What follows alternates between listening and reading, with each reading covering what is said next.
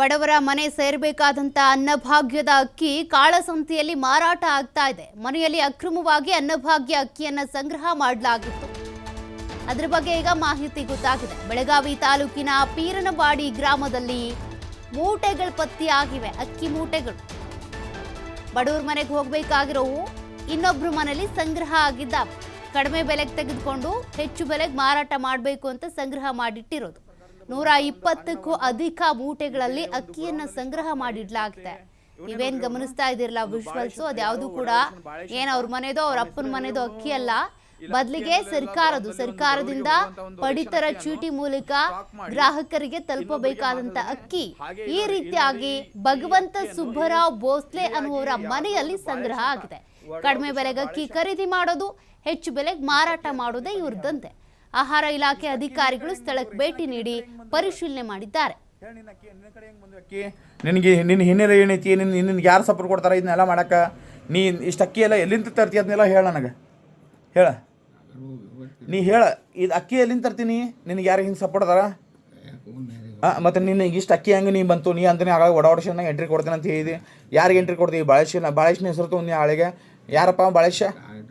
ಹೇಳಿ, ಯಾರು ಬಾಳೇಶ? ಯಾರು ಹೇಳಿ, ಯಾರವ ಬಾಳೇಶ? ಈಗ ನೋಡಿ, ನಿನ್ನ ಅಕ್ಕಿ ಇಷ್ಟು ಅಕ್ಕಿ, ರೇಷನ್ ಅಕ್ಕಿ ನಿನಗೆ ಯಾವ ಪರ್ಮಿಷನ್ ಕೊಟ್ಟಾನಪ್ಪ? ಇಲ್ಲ ನೋಡಿ, ನಿನ್ನ ಇಷ್ಟೆಲ್ಲ ಅಕ್ಕಿ ನಿನ್ನ ನೋಡಿ ಪೂರ್ತಿ ಇಲ್ಲಂದ್ರು ಮಿನಿಮಮ್ ಒಂದು 500 ಮೇಲೆ ಚೀಲಗಳ್ದ ಇವ. ನಿನಗೆ ಯಾರು ಕೊಟ್ರಪ್ಪ ಪರ್ಮಿಷನ್ ಇದನ್ನ ಮಾರಕ್ಕೆ?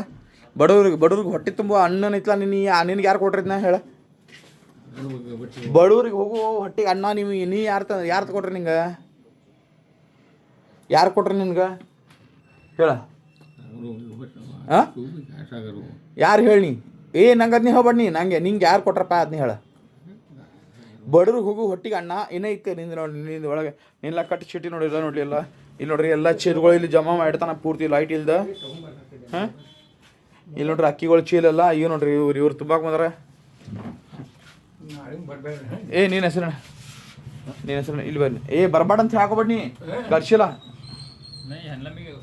ನೀ ಬಾ ಇಲ್ಪ ಕನ್ನಡ ಮಾತಾಡ, ಬಾ ಇಲ್ಲಿ ಕನ್ನಡ ಮಾತಾಡೋಕೇನು ಬಾ ಇಲ್ಲಿ, ಬಾ ಇಲ್ಲಿ ಮುಂದೆ ಬಾ. ಯಾರು ಕರ್ಸಿವ್ರಿ ನಿಮ್ಮನ್ನ?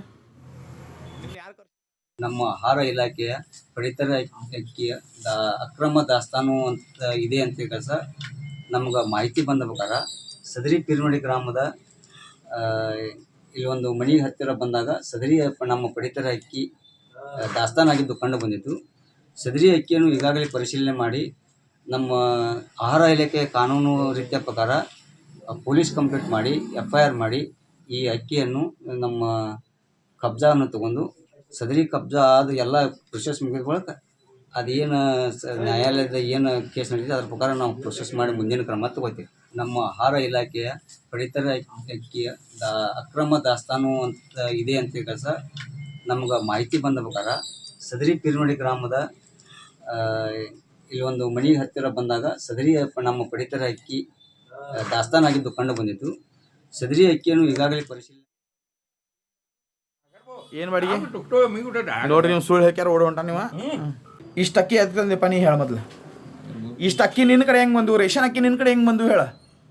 ಹೇಳಿ ನಿನ್ನ ಅಕ್ಕಿ ನಿನ್ನ ಕಡೆ ಹೆಂಗೆ ಬಂದು? ಅಕ್ಕಿ ನಿನ್ನ ಹಿನ್ನೆಲೆ ಏನೈತಿ? ನಿನ್ಗೆ ಯಾರು ಸಪೋರ್ಟ್ ಕೊಡ್ತಾರೆ ಇದನ್ನೆಲ್ಲ ಮಾಡಕ್ಕೆ? ನೀ ಇಷ್ಟು ಅಕ್ಕಿ ಎಲ್ಲ ಎಲ್ಲಿಂದ ತರ್ತಿ ಅದನ್ನೆಲ್ಲ ಹೇಳ ನನಗೆ. ಹೇಳ, ನೀ ಹೇಳ, ಇದು ಅಕ್ಕಿ ಎಲ್ಲಿಂದ ತರ್ತೀನಿ? ನಿನಗೆ ಯಾರು ಹಿಂಗೆ ಸಪೋರ್ಟ್ ಅದಾರ? ಮತ್ತು ನಿನಗೆ ಇಷ್ಟು ಅಕ್ಕಿ ಹೆಂಗೆ ನೀ ಬಂತು? ನೀ ಅಂತಾನೆ ಆಗ ಒಡಾಡಿಸಿ ಎಂಟ್ರಿ ಕೊಡ್ತೀನಿ ಅಂತ ಹೇಳಿದಿ. ಯಾರಿಗೆ ಎಂಟ್ರಿ ಕೊಡ್ತೀವಿ? ಬಾಳೇಶನ ಹೆಸರು ತೊಗೊಂಡು ಆಳಿಗೆ ಯಾರಪ್ಪ ಬಾಳೇಶ? ಹೇಳಿ, ಯಾರು ಬಾಳೇಶ?